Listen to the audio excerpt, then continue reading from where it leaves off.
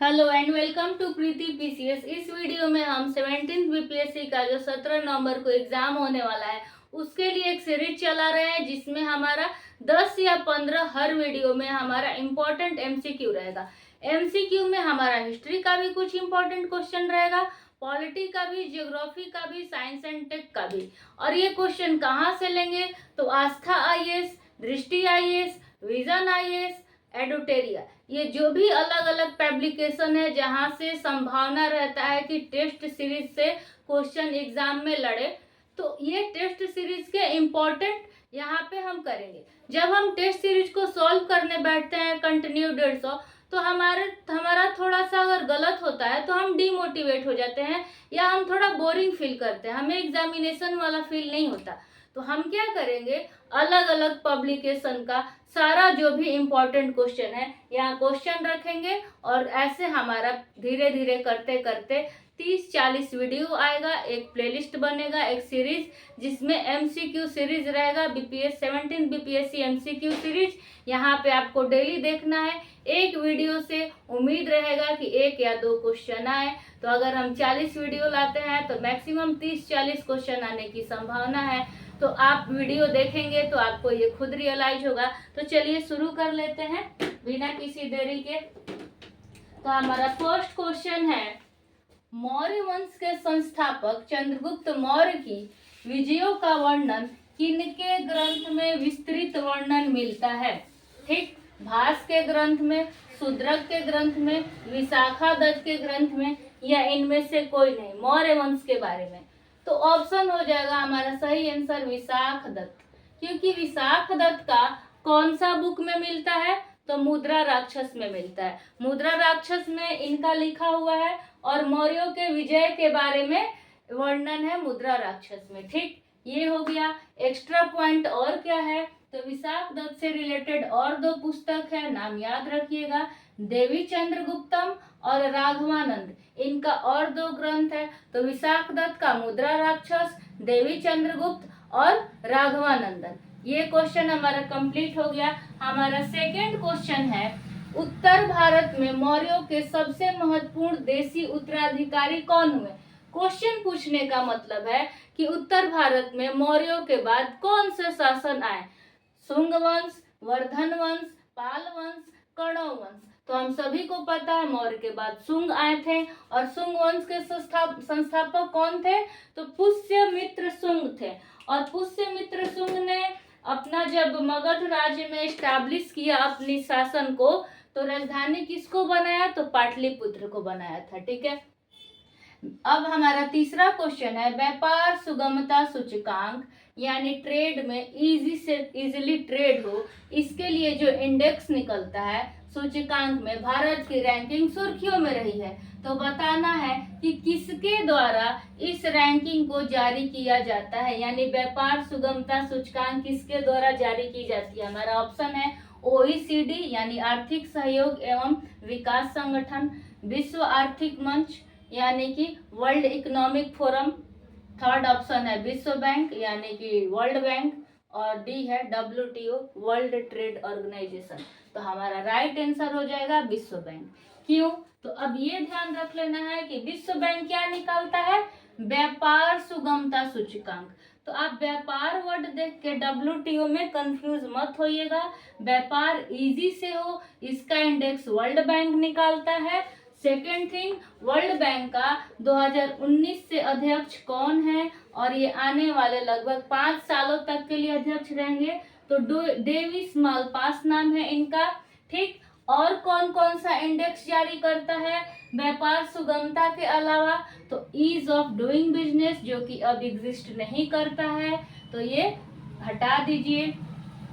मानव पूंजी इंडेक्स यानी human capital index, world development report, world development report, human capital index और व्यापार सुगमता सूचकांक कौन निकालता है?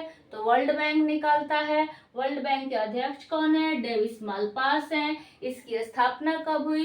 तो और इसका जो मुख्यालय वो कहाँ है? तो वाशिंगटन डीसी में है। तो अब आ जाते हैं अपने अगले प्रश्न पर।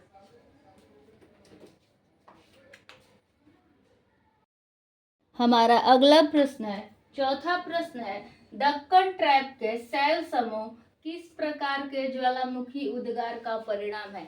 यानी हमारा इंडिया का मैप ऐसा है, तो बीच वाला जो महाराष्ट्र वाला पार्ट है जहाँ पे दक्कन का पठार है, तो दक्कन ट्रैप का जो शैल यानी जो सॉइल का समूह है, ग्रुप है, वो किस तरह के ज्वालामुखी उद्गार का परिणाम है।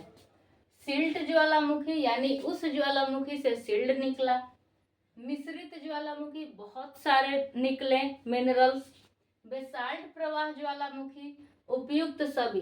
तो राइट आंसर इज बेसाल्ट प्रवाह ज्वालामुखी, यानी इस ज्वालामुखी उद्गार से बेसाल्ट निकला और वो चारों तरफ जब फैला, तो जब मैग्मा निकलता है और धीरे धीरे फैलता है तो महीन कणों में चेंजिंग होते जाता है, परिवर्तित हो जाता है। तो ये महीन कण, ये बेसाल्ट कौन सा मिट्टी का निर्माण करता है, तो काली मिट्टी। तो काली मिट्टी सबसे ज्यादा किस प्लेट्यू किस पठार में होता है, तो दक्कन के पठार में। किस राष्ट्र में होता है, तो महाराष्ट्र का मैक्सिमम पार्ट दक्कन ट्रैप में आता है, इसीलिए रैंक 1 पे महाराष्ट्र है। तो ध्यान रखिएगा, बेसाल्ट प्रवाह ज्वालामुखी से दक्कन ट्रैप वाला शैल समूह बना है। हमारा पांचवा क्वेश्चन है, हिमालयी नदियां अपने प्रवाह के क्रम में मध्यम एवं निचले भागों में किस प्रकार की आकृति का निर्माण नहीं करती है। इसमें नहीं पूछा है कि किस आकृति का निर्माण जब हिमालय की नदियां आती हैं तो बीच भाग में और सबसे नीचे किस आकृति का निर्माण नहीं करती है। गोखुर झील, विसर्प नदी, गुम्फित वाहिकाएं, इनमें से कोई नहीं। तो हिमालयी नदियां भाई साहब मध्य और नीचे जब आती है तो गोखुर झील भी बनाती है, विसर्प यानी सांप के आकृति का भी बनाती है, गुम्फित वाहिकाएं भी बनाती है। तो आंसर क्या क्वेश्चन पूछ रहा है, कौन सा नहीं करती है, तो हो जाएगा इनमें से कोई नहीं, क्योंकि सभी ऑप्शन तो सही दिया है, गलत कोई दिया नहीं है। अगर प्रश्न पूछ दे किसका निर्माण करती है, तो यहाँ पे ऑप्शन रहे उपयुक्त सभी, तो हमारा आंसर क्या हो जाएगा, उपयुक्त सभी। हमारा नेक्स्ट क्वेश्चन है, जनजातीय क्षेत्रों में संरक्षण और आदिम जीवन की रक्षा के लिए किन राज्यों में राज्यपाल को ये संविधान ने स्वविवेकाधिकार प्रदान किया है कि आप जनजातीय क्षेत्रों की रक्षा के लिए कुछ संरक्षण दे सकते हैं। वो राज्य कौन कौन से हैं, पहला है सिक्किम, दूसरा है नागालैंड, तीसरा है असम, चौथा है त्रिपुरा, पांचवा है मेघालय। हमारा ऑप्शन है केवल 1 और 2, केवल 1 और 3, 1 2 3 4 और 5, 3 और 3 4 और 5। तो बहुत सारे लोग इसको जोड़ेंगे जनजातीय क्षेत्र और सुरक्षा के लिए, तो शेड्यूल 6 का जो एटीएम फार्मूला लगाएंगे कि असम, त्रिपुरा, मेघालय, मिजोरम, और वो देखेंगे कि असम है, त्रिपुरा है, मेघालय है, 3 4 5 लगा के आ जाएंगे। लेकिन वो अनुसूचित जाति वाला जो शेड्यूल 6 वाला है कि अनुसूची 6 में किन किन राज्यों का वर्णन किया, वो क्वेश्चन अलग है। लेकिन यहाँ पे है कि किन किन राज्यों में राज्यपाल को स्वविवेकाधिकार दिया गया है, तो आंसर हो जाएगा भाई साहब 1 2 3 और 4 और 5, यानी सिक्किम, नागालैंड, असम, त्रिपुरा और मेघालय, इन पांचों राज्यों में राज्यपाल को ये स्वविवेकाधिकार प्रदान है। तो उम्मीद करते हैं यहाँ तक आपको समझ में आ गया होगा।